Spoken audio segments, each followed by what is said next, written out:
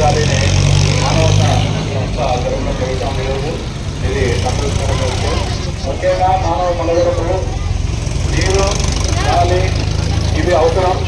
ఎవరైనా ఆయుధం పట్టాలంటే ఏ విధమైన వ్యాధులు రాకుండా ఉండాలంటే కాలుష్యం ఉండకూడదు. ఇక్కడ ప్రస్తుతం జరిగేటువంటి ముఖ్యంగా ఎరువుల్లో చూస్తే కాలుష్యం ఎక్కువగా ఉంది మిగతా పట్టణాలతో పోలిస్తే. వీళ్ళకి మీరు ఆల్రెడీ మొదలు పెట్టడం జరుగుతూ ఉంది. మొక్కలు నాటడం మొట్టమొదటి పరిష్కారం.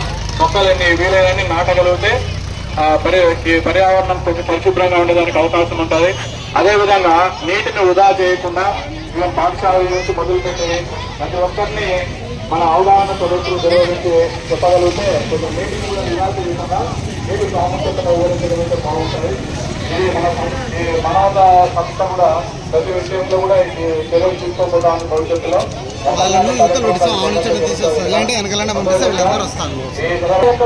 ఇక్కడ జిల్లా ఎక్స్పోర్టర్లో ప్రపంచ శాంతి చేస్తారు. ప్రతి ఒక్కరూ శాంతిగా జీవించాలనే ఒక కాన్సెప్ట్ తో భారత సంస్థ ఈ కార్యక్రమాలు నిర్వహిస్తా ఉంది.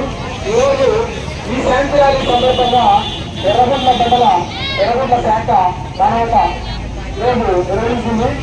ఇంకొక ఈరోజు మనమందరము